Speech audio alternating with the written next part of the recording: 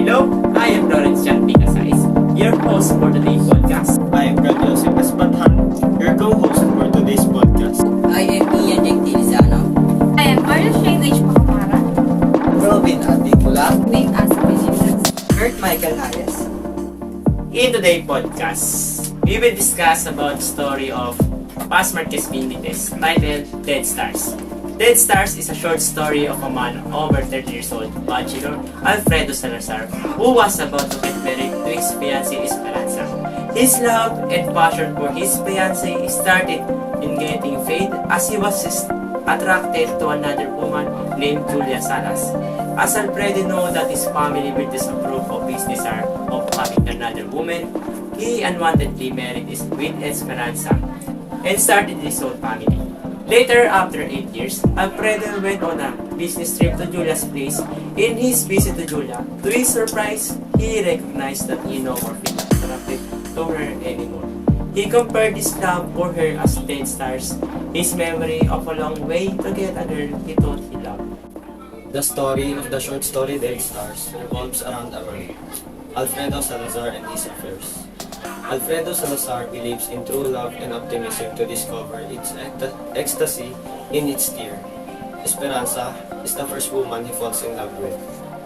The families of both of them are acquainted with each other and hence, they start a loving relationship. Both get engaged after 3 years of their relationship. Alfredo is a lawyer who has a strong desires and warmth and compassion. However, Esperanza is an passionate woman having a strong principles. Alfredo's love for her soon fades away when he meets Julia. Julia now becomes a new object of his desires. Julia Salas is the sister-in-law of the judge, who was a friend of Alfredo's father. Julia is an optimistic and enthusiastic person, having her own dreams and desires. When Alfredo comes across her, he is strongly attracted to her.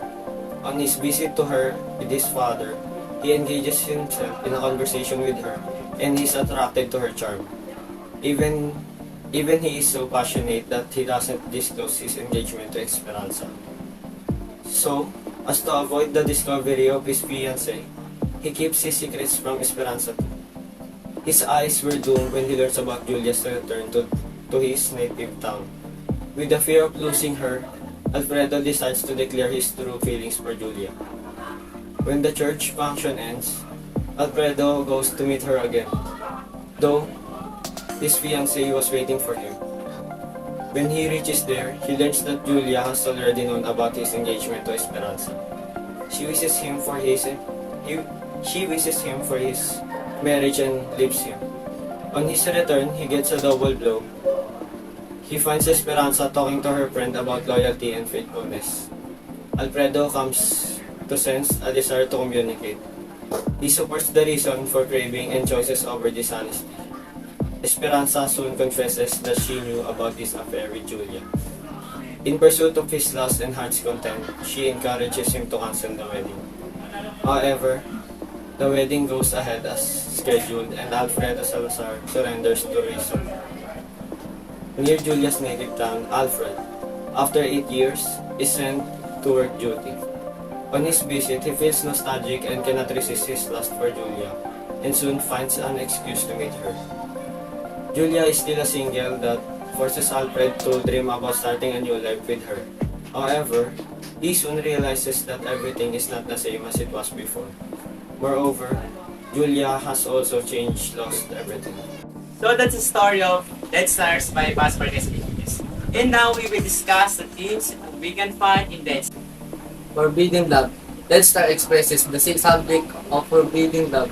Forbidden love is only apparent and curses and disturb the person until a person realizes his or her faults. Responsibility. Responsibility is another underlying theme of the story. Alfred is engaged to beloved to get married, yet he distracts himself with another woman, Julia. He forgets his responsibility toward his true wife. Even after 8 years, and he still thinks of Julia until he realized that Julia has changed. Dead Stars Characters Analysis. Alfredo Salazar He is the son of Don Julian. He is over 30 years old bachelor. Alfred Salazar believes in true love and optimism to discover ecstasy in its there. Esperanza is the first woman he falls in love with. After their engagement, he falls in love with Julia Salas. Esperanza. She is the wife of Alfredo Salazar. Esperanza is an impassionate woman having strong will and principles. A homely woman, she also among the lucky women who have the aptitude of consistent will. Julia Salas. She is the sister-in-law of Judge Dalbert, a friend of Alfredo's father. She is the second woman with whom Alfredo falls in love with. She remains single for her entire life. That's the characters of the story Dead Stars. And now, this is the literary analysis of Dead Stars. Dead Stars is a narrative short story by Marquez. The story is written in the third-person point of view using the pronouns he, she, it, they, etc. The short story Dead Stars, written in 1925, has a significant place in Philippine English literature, as it gives birth to modern English writing in Philippines. At that time, English was newly introduced and the writers were struggling hard while using English as a medium of expression. Dead Star is the masterpiece of Marquez Benitez. In this short story, he didn't only talk about love. His writing is significant as it reflects the spirit of the time. It depicts the language, norms, and the manners of the people during that time. The readers are unable to understand how marriage, fidelity, and courtship were viewed.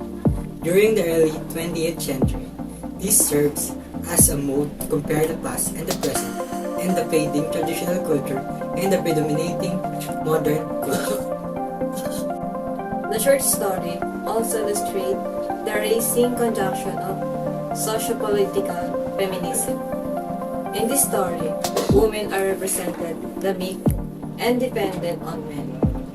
Men are considered to be superior to women.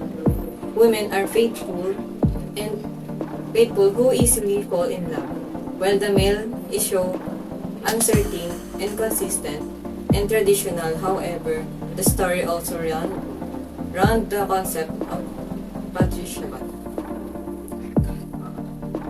Society, as it seems, demands rational and logical, while women as emotional and kind. So guys, yun na nga yung kwento ni Pas Marquez Benitez tungkol sa Dead Stars. So guys, ano yung natutunan nyo sa kwentong ito?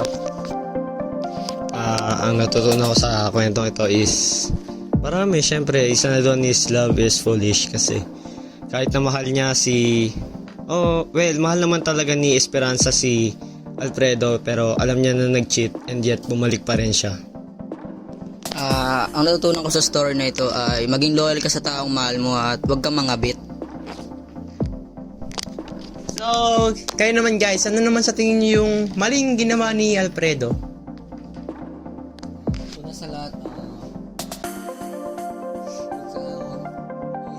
mag-cheat ka nun.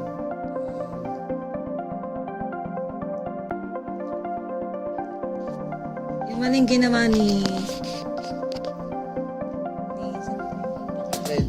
Alfredo is yung nagloko siya kay Esperanza kasi dalawang tao yung naloko niya.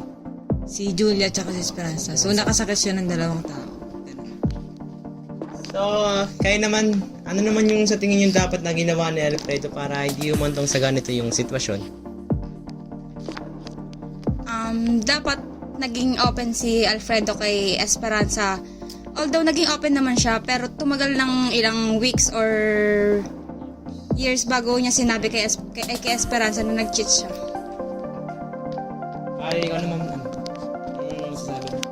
Ang masasabi ko lang ay ano yung mga maling na dapat na di niya ginawa ay dapat di niya na talaga inumpisa yung mga bagay na yun kasi mali talaga yun eh. Kasi syempre ikaw may mahal ka na, hahanap ka pa ng iba. Mahirap din yan para sa babae, di ba?